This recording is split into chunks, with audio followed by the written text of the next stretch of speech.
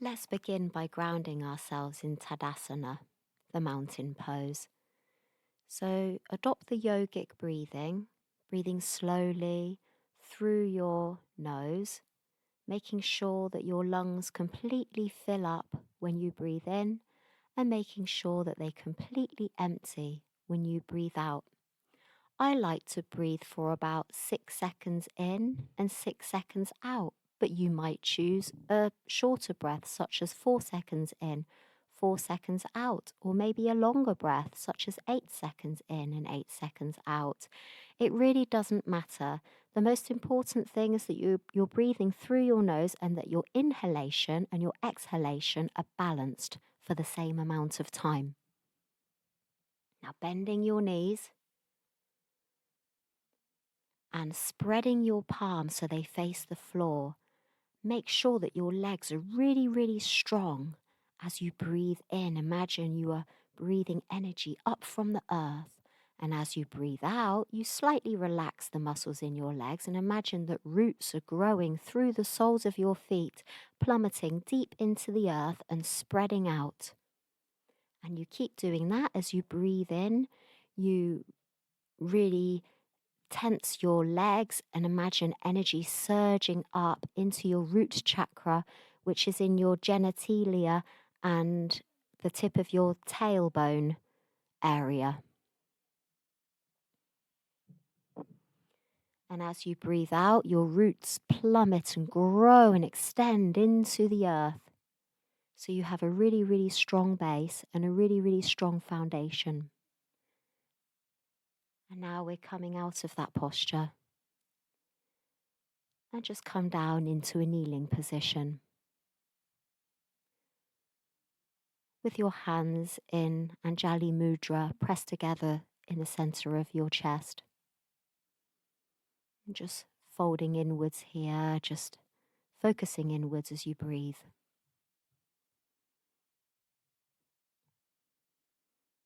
Perhaps spend a little time here being grateful to Mother Earth as you breathe deeply and evenly and seamlessly. If you worship any gods or goddesses, now might be a good time to give your gratitude to him or her or them. I like to thank Mother Earth, especially as this is the Mulhadara yoga set, which is focused on that first chakra, the element Earth, the chakra Mulhadara. Here I'm just thanking Mother Earth. Thank you for my family. Thank you for their health and protection and security. Thank you for my protection and security. Thank you for stability. Thank you for the home over my head and all of the essentials, which we can so easily take for granted as we chase money in the rat race.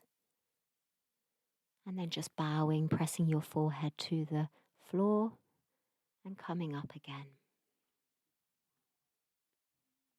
Now we're coming out of that kneeling posture into the staff pose. If you have a look, you can see that my spine is very erect. To make this happen, it can help to untuck your buttocks from the floor so that your tailbone is more directly placed on the floor. And really suck your tummy in, really scoop your belly button towards the back of your spine, engaging your abdomen. And breathing here. Your legs are very strong and straight. Your feet are flexed. Your spine is really, really erect, yet your shoulders are relaxed. You can see me untucking my buttocks there to get a better lift and really sucking my tummy in towards the back of my spine. Just breathing deeply. And then coming out of that grounding posture and coming back up to stand again in Tadasana, the mountain pose. Preparation for the goddess pose. Your feet pretty wide apart And you're not going to pigeon toe your toes, but you're going to allow your feet to splay outwards slightly and then bend your knees so that they're both at a 90-degree angle. You might need to step your feet a little bit closer or further apart so that your knees are at a 90-degree angle, and then bring your arms up, your upper arms perpendicular to the floor, palms facing forward, and breathe deeply, chest wide open. And make sure that your knees don't fall in front of you, but they're splayed nicely back. And if you like, you can bring your hands down, thumbs touching to the pelvis, and then straighten your legs again. And just breathe there, and then jump or step your feet back together into Tadasana. Just breathing deeply, grounding yourself. You can close your eyes if you like. Bring your attention inwards. Just observe how different your body feels compared to the first time you stood in Tadasana. And then bring your hands to your hips, and you're going to step your feet wide apart again, but this time pigeon toe those front toes. So they're turning in ever so slightly. And you're going to have strong, straight legs. And then you're going to hinge from your hips as you breathe out with a flat back, and eventually come down, hinging over your legs and just bringing your hands to the floor. If your hands don't touch the floor, that's fine. You can hold on to your legs above or below the knees, or your ankles or your toes. And as you breathe in, you look up with a flat back. And as you breathe out, you fold all the way forwards, making sure to really relax the back of your neck so that your head just dangles. You don't want any tension in your shoulders or neck. Roll your shoulders away from your ears. And just breathing deeply, strong, straight legs. Allow the energy of the earth to course up through the soles of your feet, up the back of your legs as you breathe in. And then the next time you breathe in, with a flat back, unhinge into a standing position. And when you're ready, step or jump your feet together into Tadasana again, the mountain pose. And as you breathe deeply here, just observe how different your body feels compared to the first time you stood in Tadasana today. Perhaps you can feel some energy changes in your body. Perhaps you feel stronger in areas, or more balanced in areas, or more relaxed. And then you're going to step your feet very wide apart again. We're going to do the warrior pose. So point your right foot towards the wall, your left foot pigeon toe. Breathe in, bring your arms up. And as you breathe out, bend that right leg. You're going to be bending the same way as me. And then you just look over your right middle finger towards the wall, hips nice and open, breathing deeply. Make sure that front bent leg is at a 90-degree angle. It can be a bigger angle than that, but definitely not less than that. You don't want your kneecap to bend over your heel. And if it gets too much, you're welcome to breathe in and straighten that knee. No pressure to hold it for as long as I'm holding it. Make sure your hips are facing me. Your hips are nice and open if you're still in this warrior two pose. And that straight leg is really strong and firm. And as you breathe in, you straighten that leg. You change your toes around so your left toes are pointing towards that wall. And then you bend that left knee at a 90-degree angle. Shoulders relaxed away from the ears, peering over your left middle finger. And you can always look down and readjust your feet so that you know that your leg is bent properly. And you want those hips to be really open towards me, not towards the wall at the side, because this is warrior two. And you almost can imagine that you want to tear apart the yoga mat. You're really pressing both feet away from one another as you ground yourself in that warrior two pose. As you breathe in, straighten that leg, bring your toes, point your toes forwards, and as you breathe out, your hands float down. And then when you're ready, step or jump your feet back into Tadasana again. breathing deeply. Focus on your inhalation and your exhalation. Nice and slow breathing, nice and seamless.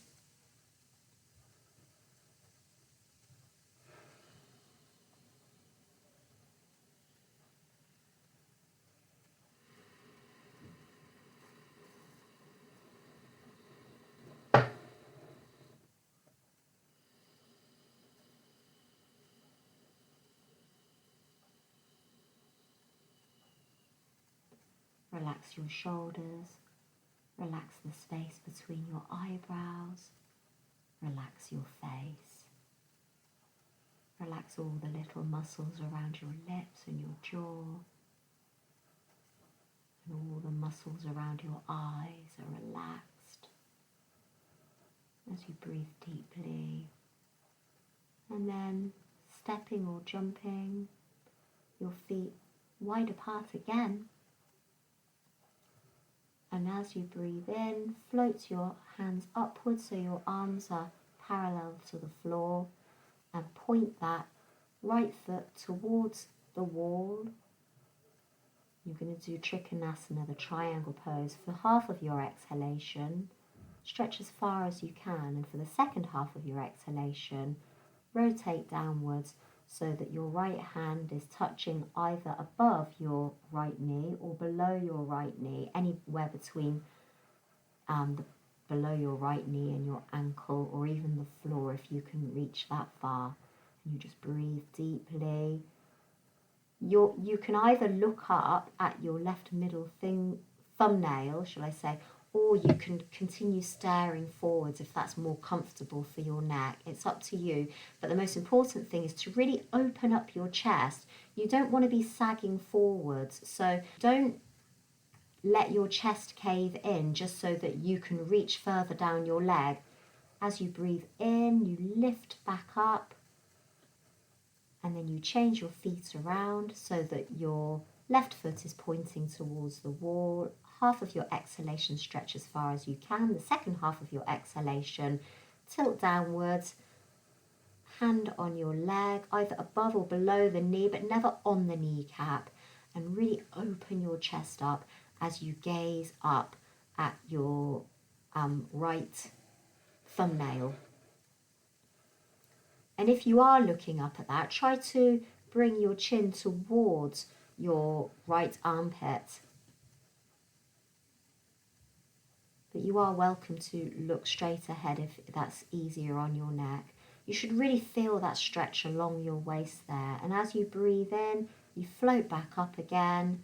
Reorganize your toes so they're pointing forward and in line. And as you exhale, float your arms down. And then as you inhale, step or jump your feet back into Tadasana.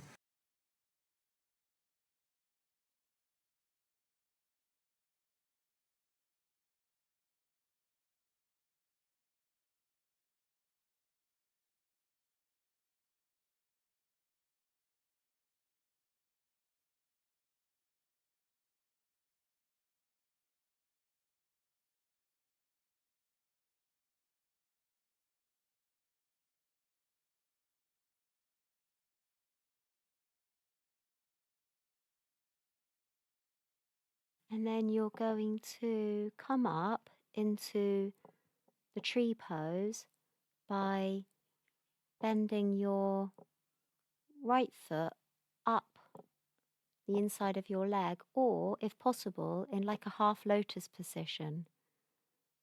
But don't worry, if your foot can only reach the inside of your ankle or shin, that's also absolutely fine. It's the balancing that's the real challenge. And your feet can either float up above your head, palms pressed together, pointing at the ceiling, or they can press together at your heart. Just keep breathing deeply and evenly. Don't worry if you wobble. It can be really, really helpful to find some kind of spot in front of you, either on the floor or on the wall. But if there's a mirror in front of you, or if somebody else is performing yoga in front of you, it's probably better to look at the floor. Otherwise, you'll lose your balance. Now, if this gets too much, please come out of the pose. Don't feel as if you have to hold the pose for as long as I am. You can go back into Tadasana if you like, but I'm coming out of it now, breathing out. I'm lowering my praying hands to my chest and finally down and releasing that foot. And then balancing on my right foot, I'm going to bring up my left leg into a bent position. I actually find it easier doing a kind of half lotus position because my foot tends to slip down off the inside of my leg and my hands have come up into Anjali Mudra above my head, palms pressed together, balancing the right and left hemispheres of the brain. Breathing deeply. Try to balance by focusing on that spot in front of you, whether it's on the wall or the floor, or if you're outside, it could be a leaf or a flower or a tree branch. Not a cloud, preferably, or then you're definitely likely to wobble and fall over unless the cloud is very, very still. And then as you breathe out, you just lower the hands. They can either angel wing outwards or they can come together through the chakras down the middle of your body. And then finally releasing that foot and standing in Tadasana, the mountain pose. Breathing deeply. It looks like such a simple pose, but really your legs are strong and straight like the roots of a tree. You can imagine that where your hips are, that is where the soil ends. So now we're going to face one of the small edges of the mat. Better if you face the same way as me. And feet hip width apart, raise your arms as you breathe in, and as you breathe out, hinge over with a flat back initially, and then curl over, and you can either hold just below your knees or above your knees or down by your ankles or your big toes. And then the next time you breathe in, look up with a flat back. You can see I need to lift my hands up below my knees to get that. And then as you breathe out, just curl your back. Just relax. Your legs are still very strong and straight, but imagine that your spine is made of water, and especially the back of your neck, it's made of water. It's completely relaxed, so your head just dangles, breathing deeply.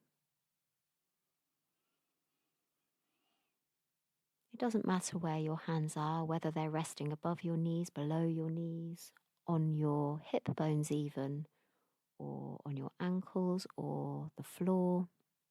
It's up to you, depending on how flexible you are.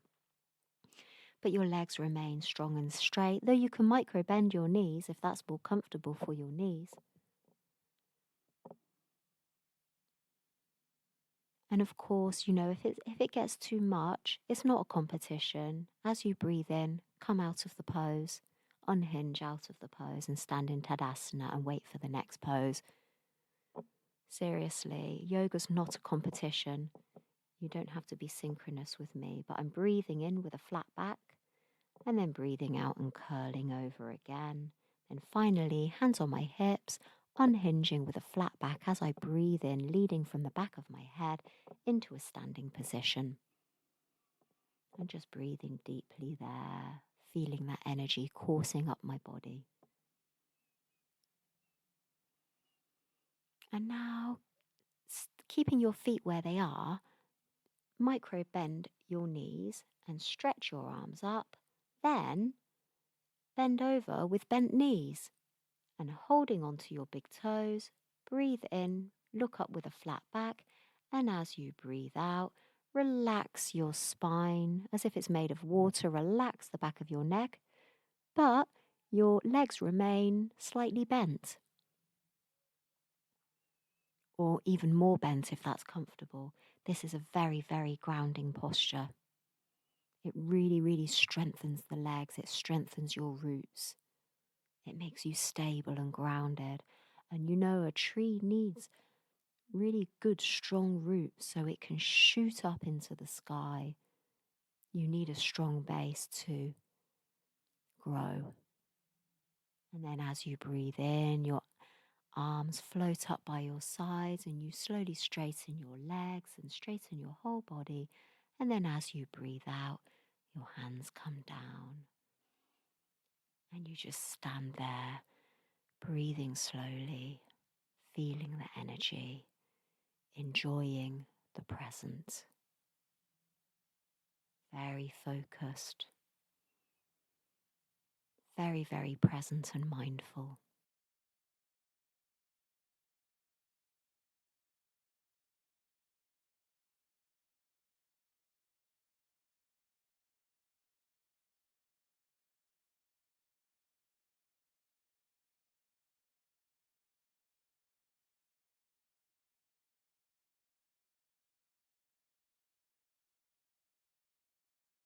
And then standing in Tadasana again, focusing on your breathing. Hands come up onto your hips, and you're going to step really far apart, slightly pigeon-toed, strong straight legs. Breathe in, opening up the chest, and as you breathe out, slowly hinge from your hips with a flat back, and finally allow your whole body to curl in front. And then as you breathe in again, you look up with a flat back, and as you breathe out, you can either keep your hands on your hips or bring them to the floor or bring them to an area above your knees or below your knees or your ankles or your toes. Just relaxing here, breathing in, but then hands on your hips, breathing in and coming back up again.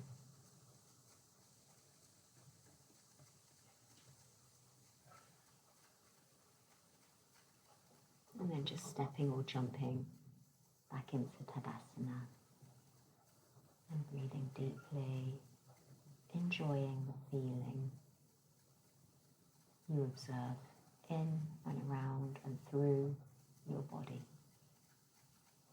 Now we're standing at the top of the mat again, and we're coming down into a lying down pose, lying on your back very, very gently, hugging your right knee into your chest and allowing both of your feet to be completely relaxed. Just breathing deeply here. Allow your back to sink into your mat from the bottom of your spine all the way up to the top of your neck. Just allow your body to completely sink into the mat as you hug that right knee towards your chest, but also allowing your groin to relax. Now slowly as you breathe out, spread that right knee out to the side, opening up the right side of your groin. But keep your fingers interlaced around the outside of your knee, supporting it as you breathe deeply. Because I'm doing a voiceover, I've been able to count my breaths while performing this yoga. And that's why I like to do voiceovers over my yoga videos, because I can get a good yoga session and you can also get a more balanced yoga session. And then finally release that knee so the outside of your right foot comes to the floor and your knee drops towards the floor too. That right leg fanning out away, opening up the right side of your groin and your right hip and pelvis even more, just relaxing. Now, of course, if you do feel any discomfort at all, please just take that knee and bring it up again, and hug both knees. I don't ever want you to feel uncomfortable.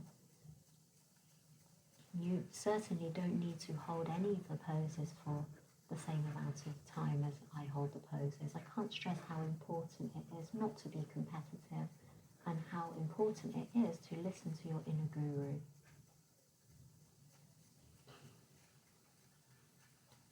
But if you are comfortable, just keep breathing deeply and relaxing. And then finally, as you breathe in, rotate that knee back up, and then as you breathe out, straighten that leg, and as you breathe in again, hug the left knee close to your chest, allowing both of your feet to be floppy and completely relaxed.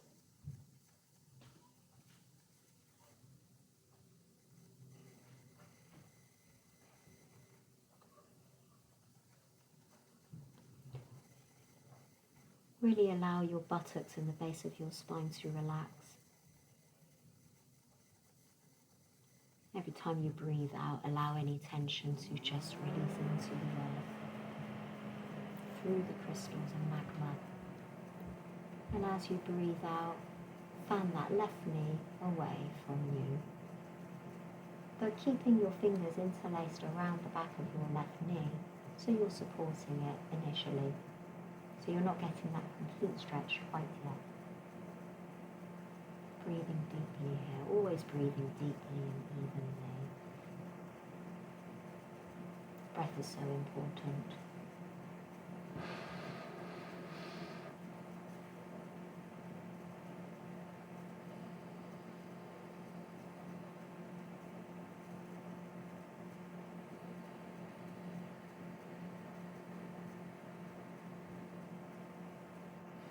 And as you breathe out, just relax that knee, disconnecting your fingers, allowing the outside of that left knee to drop towards the floor, or maybe it can even touch the floor.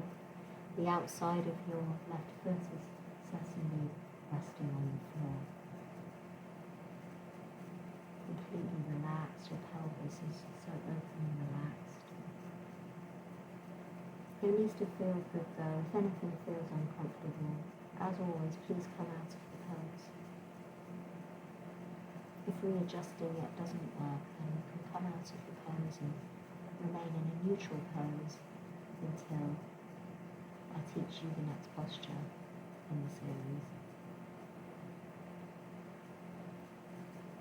If you like, you can imagine that Mulhadara chakra, that bright red chakra in your genital region at the base of your tailbone, connected to the earth. As you breathe in, bring that knee back inwards, and as you breathe out, relax it. And then as you breathe in, bend both of your knees, hip width apart, heels as close to your buttocks as possible.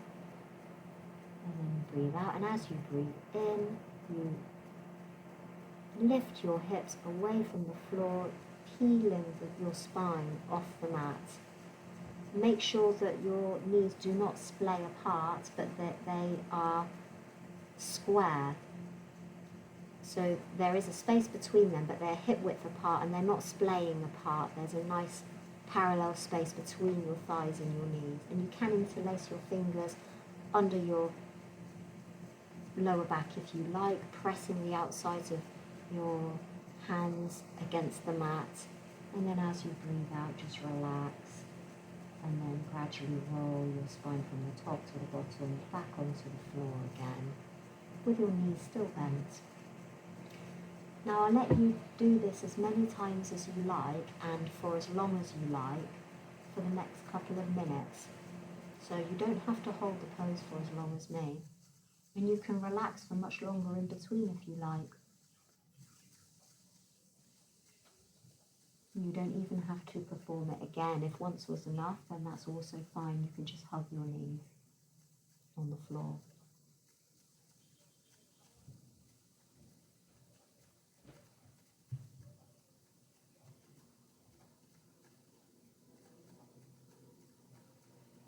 This bridge pose is really, really good for your Mulhadara chakra, as it lifts your tailbone away from the floor, and your buttocks are really, really strong. You keep them strong and engaged to protect your lower back.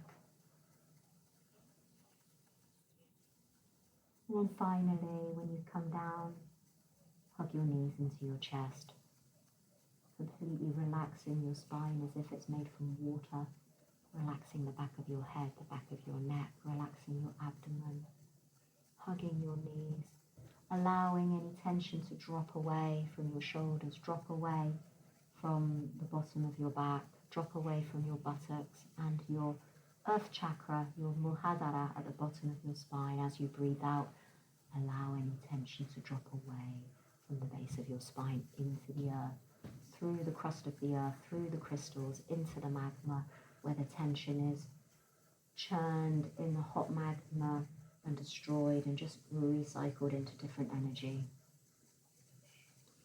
And similarly, as you breathe in, you can breathe up the beautiful love and light from the earth up into your heart,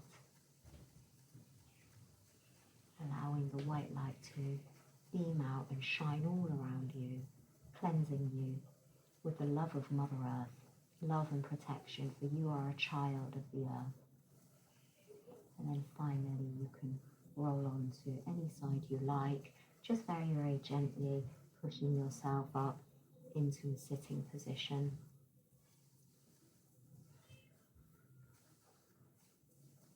And I'm straightening my legs here in the staff pose again, but then spreading the legs into a wide angled sitting pose. It doesn't really matter how flexible your legs are, whether you can sit in the splits or whether they can only come apart slightly. The most important thing is that your spine is erect. Now, if you're like me and have very short arms and a very long back, it might help to use some props here, like a couple of yoga blocks to place your hands on. But I think most people can touch the floor with an erect spine and the palms of your hands flat on the floor. But yeah, if you can't, you can bring your fingertips to the floor or place the palms of your hands on a couple of blocks behind you, like I do quite often when I perform this pose. And then just twist around gently towards your right leg. And as you breathe out, just bend over that right leg. It's more important that you're, unless you're doing yin yoga, which is a different type of yoga, in this type of hatha yoga, it's more important that the spine is straight than how much you can bend over that leg. And if you look at me, my spine is not very straight in this pose, and if I were to look in the mirror, I might correct myself and just bring it up ever so slightly to make it straighter. But breathing deeply, and then the next time you breathe out, you can walk around with your fingers to the front, still bent, with your torso bent towards the mat. Now stretching your torso between your legs. Don't worry if you can't stretch far. Don't worry if your tummy doesn't go anywhere near the floor. Mine doesn't either. It used to before I had children, but in those days I was a lot more flexible and much more conscientious about doing yoga every day. And then the next time you breathe out, you can walk your fingers around to your right leg. Breathing deeply, bending over your right leg. Keeping your feet flexed and your legs straight. And not worrying about how far you can bend over that leg. It's far better to have a straight spine actually and not bend so much. Unless of course you're doing the relaxing type of yin yoga where your legs and your feet are relaxed and your spine just curls over.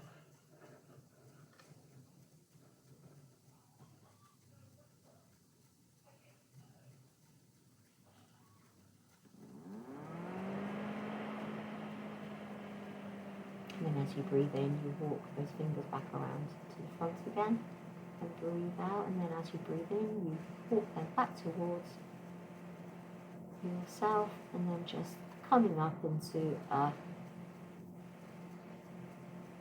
sitting position with the soles of your feet together and your knees butterflied open or fanned apart, interlacing your fingers around the back of your feet, soles together, really opening your chest between your arms, really opening your heart, but also allowing your hips to relax, allowing your thighs to relax towards the floor, allow your tummy to relax, opening up your chest between your arms. And now I've come out of that, into the garland pose. Now, if this is uncomfortable for you, you can always do what I'm about to show you here in the video and roll alongside of your mat up to create a little bit of padding, which you can then put your heels on top of, making sure that your feet are splaying apart and that your elbows are pressed against the inside of your knees so that you're opening your chest again, but also relaxing the back of your neck, tilting your chin towards your chest ever so slightly, hands at your heart in Anjali Mudra, and relaxing your abdomen, relaxing your groin. Every time you breathe out, just allow any tension to flow away into the earth. That's the apana. And then we're coming out of that pose again.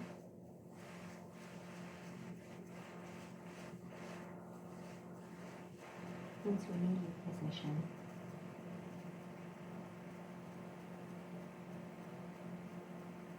Cupping your hands on your lap. Relaxing your shoulders. Relaxing the back of your neck. Relaxing your jaw. Relaxing your forehead and all the little muscles around your eyes. Breathing deeply and seamlessly, like the ocean lapping into the beach.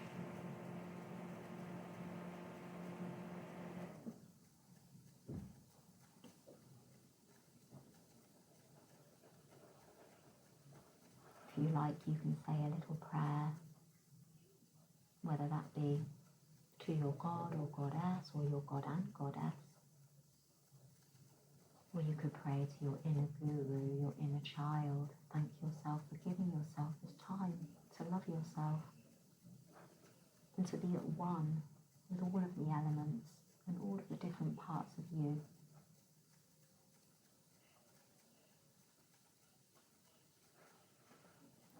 Grateful for being present in the moment. And grateful to Mother Earth.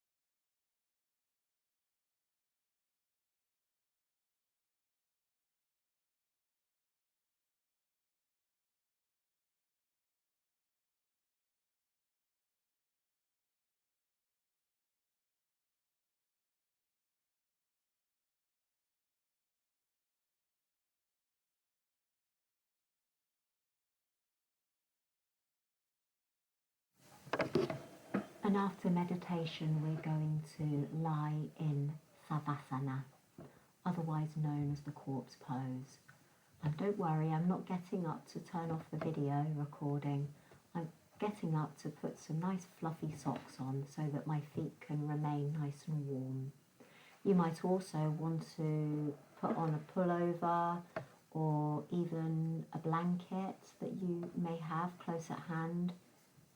It's good to be nice and comfortable in Savasana, especially as your body tends to cool down as you relax.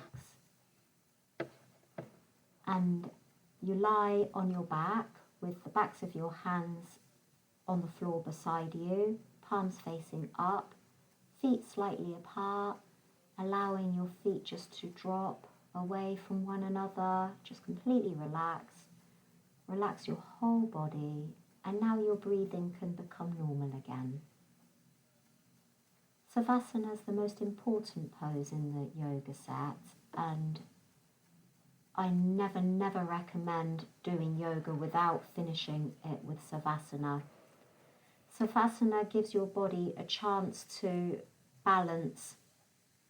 If you performed any of the poses incorrectly, it gives your body the chance to heal and rebalance itself. It also gives your body some time to adapt to any new movements it had never tried before. So it's just really good to relax on your back in Savasana at the end of your yoga set, because it helps your body and your muscle memory to adapt and evolve. And if any thoughts come into your mind, just notice them and then bid them farewell. Don't get anxious about it if any thoughts do come into your mind. But yeah, just try to breathe them away. And also, every time you breathe out, you can relax your body deeper and deeper.